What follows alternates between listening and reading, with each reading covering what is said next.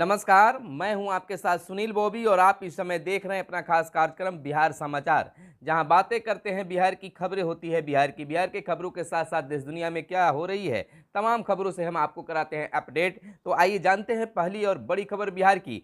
बिहार में फिर महागठबंधन की बहार। 8वीं बार बिहार के मुख्यमंत्री के रूप में नीतीश कुमार ने ली आज शपथ। मल्हारा पंचायत के मुखिया संतोष सौंडे के तरफ से आजादी के अमृत महोत्सव की हार्दिक बधाई।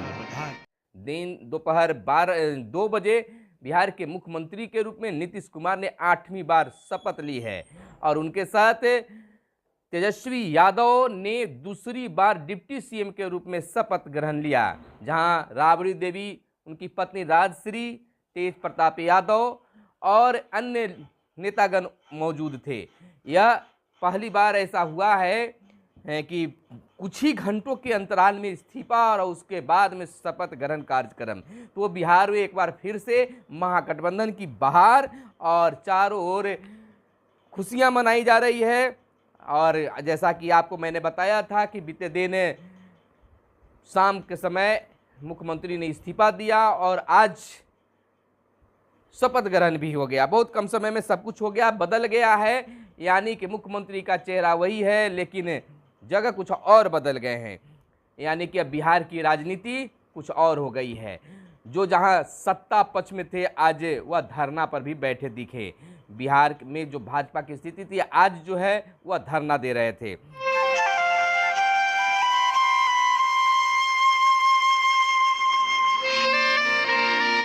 वरिष्ठ नागरिकों के लिए रेल किराए में फिर मिल सकती है छूट। देखिए, एक बड़ी तैयारी चल रही है कि वरिष्ठ नागरिकों के रेल के किराए में बड़ी छूट मिल सकती है। नियामत लागू करने का संसदीय समिति का सुझाव।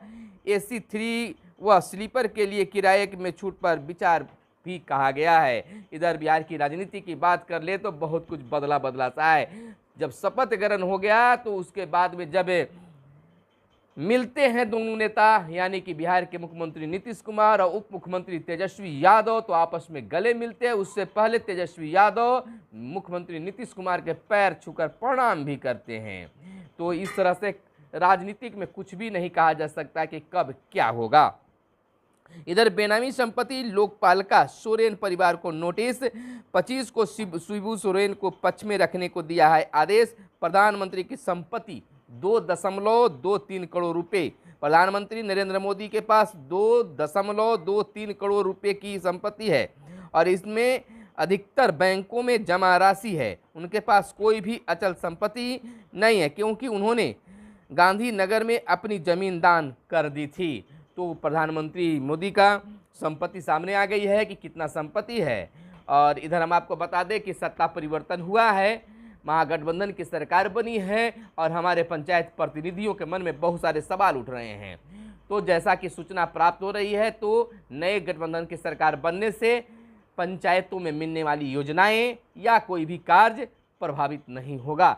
जिस तरह से सिस्टम से चल रहे थे वही सिस्टम से चलेगा, यानी योजनाएं जो आ रहे थे योजना भी आएंगे, कार्य भी होंगे और इसमें कुछ और अलग होने वाला है। जैसा कि कहा जा रहा है कि अब जो पहले क्या पंचायती राज मंत्री जो थे वो सम्राट चौधरी थे, अब कौन बनते हैं आने पर पता चलेगा। लेकिन निश्चित तौर पर कोई दूसरा बनेगा तो कुछ तो और सुधार करने की गुंजाइश सोचेगा। लेकिन पंचायत प्रतिनिधियों की उम्मीद है कि नए बनेंगे तो कुछ तो बेहतर जरूर होगा। अब देखना यह होगा कि समय क्या गवाह देता है। महाराष्ट्र में 41 दिन बाद 18 मंत्रियों ने शपथ ले ली है। एक तरफ बिहार में हलचल और दूसरी तरफ यानी बिहार से भाजपा बेदखल सत्ता पद से और महाराष्ट्र में स्थिति कुछ और। महाराष्ट्र के मुख्यमंत्री पद की शपथ लेने के 41 दिन बाद एकनाथ शिंदे ने मंगलवार को अपने 2 सदस्यीय मंत्रिमंडल का विस्तार किया। शिवसेना के बागी गुट और भारतीय जनता पार्टी के 9 सदस्यों को इनमें जगह दी गई है। इधर क्षेत्रीय दलों को तोड़ने की पहल को ऊर्जा मिलेगी। विश्लेषण है यानी कि 2024 के लोकसभा चुनाव में भाजपा को चुनौती देने का एक नया रास्ता यहां से प्रशस्त हो सकता है। यानी जो बिहार में ये कार्य हुआ है सरकार बदलने की, तो इसका प्रभाव लोकसभा चुनाव में भी पड़ सकता है। असहज अविश्वास की बुनियाद पर टिकी सरकार का 21 माह का अंत हो गया है। भाजपा जदयू के बीच बेहतर साझेदारी नजर नहीं आई, वैचारिक स्तर पर भी दूरी दिख रही थी। यानी कि महागठबंधन की सरकार समय की पुकार थी, मदन का कहना है। प्रदेश कांग्रेस अध्यक्ष डॉक्टर मदन मोहन झा ने कहा है कि बिहार में महागठबंधन की सरकार समय की पुकार थी। देश में जिस तरह से महंगाई, बेरोजगारी व भ्रष्टाचार की होड़ मची है, वैसे में भाजपा के साथ रहकर कोई भी देश प्रदेश का विकास नहीं कर सकता है। इधर एक तरफ जहां सुशील कुमार मोदी ने प्रेस कॉन्फ्रेंस करके नीतीश कुमार को बहुत कुछ कहा, वहीं आज मीडिया के सामने नीतीश कुमार ने कहा कि अगर सुशील मोदी अगर साथ रहते तो शायद ऐसा स्थिति नहीं आता, इस तरह का दृश्य देखने के लिए नहीं मिलता। यानी कि नीतीश कुमार ने मुस्कुरा कर जवाब दिया, उन्होंने कहा कि वो तो हमारे मित्र हैं। तो इस तरह दूसरी बार जो है शपथ ग्रहण के बाद, नीतीश कुमार के शपथ ग्रहण के बाद प्रेस कॉन्फ्रेंस जदयू के द्वारा किया गया, जिसमें ललन सिंह और संसदीय बोर्ड के सदस्य जो हैं उपेंद्र कुशवाहा और अशोक चौधरी तमाम लोग बैठे हुए थे, जिस पर उन्होंने भाजपा पर, ललन सिंह ने भाजपा पर फिर भड़के और कहा कि वे तो बेरोजगार लोग हैं, उनके पास कुछ है ही नहीं, केवल बोल रहे हैं।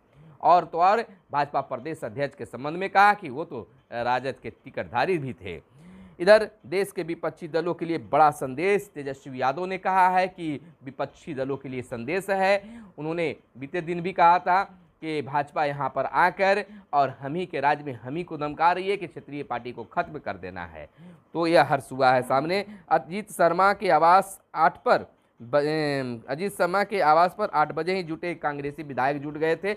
बहुत तरह से चाल चली गई, मैंने देखा लोगों ने किस तरह से फेरबदल होता गया और अंत में मुख्यमंत्री के पद पर नीतीश कुमार ने 8वीं बार शपथ लिया और दूसरी बार डिप्टी सीएम के रूप में तेजस्वी यादव ने शपथ ली।